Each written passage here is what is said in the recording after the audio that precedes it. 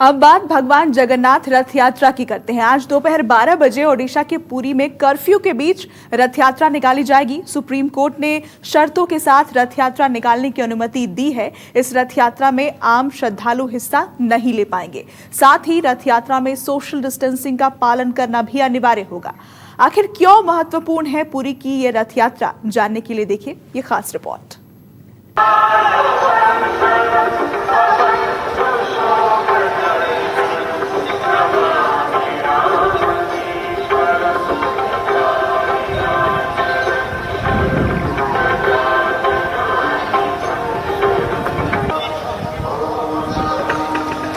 Supreme court से शर्तों के साथ मिली इजाजत के बाद इस साल भगवान जगन्नाथ की रथ यात्रा निकालना संभव हुआ। भगवान जगन्नाथ की मुख्य लीला भूमि के नाम से जाने जाने वाले ओडिशा के पुरी में सदियों से रथ यात्रा निकालने की परंपरा रही है।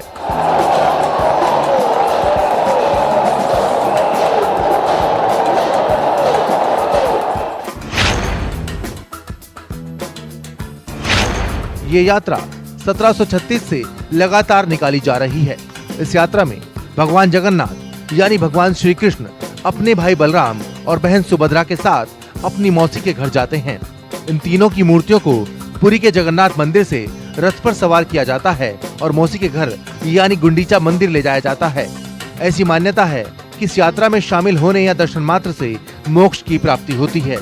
इस पर्व में शामिल होने वाले सेवकों को गरबाडू कहा जाता है।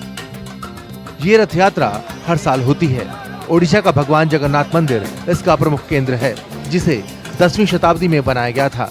जगन्नाथ मंदिर 4 धामों में से एक है। हालांकि कई और जगहों पर भी इस तरह की यात्राओं का आयोजन किया जाता है।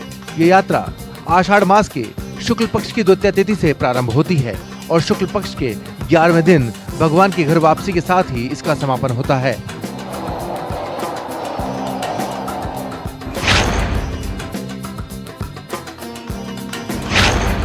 रथ यात्रा की तैयारियां बसंत पंचमी से ही शुरू हो जाती हैं। इस यात्रा में 3 रथों का निर्माण किया जाता है, जो नीम की लकड़ियों से बने होते हैं। इन रथों को बनाने में किसी तरह की धातु का प्रयोग नहीं किया जाता। 3 रथों पर बलराम, सुभद्रा और श्री कृष्ण को सवार किया जाता है। सबसे आगे बलराम, उसके पीछे सुभद्रा और सबसे पीछे भगवान जगन्नाथ जी का रथ चलता है। जगन्नाथ जी का रथ 16 पहियों से बनता है, जिसमें 332 लकड़ी के टुकड़े इस्तेमाल होते हैं।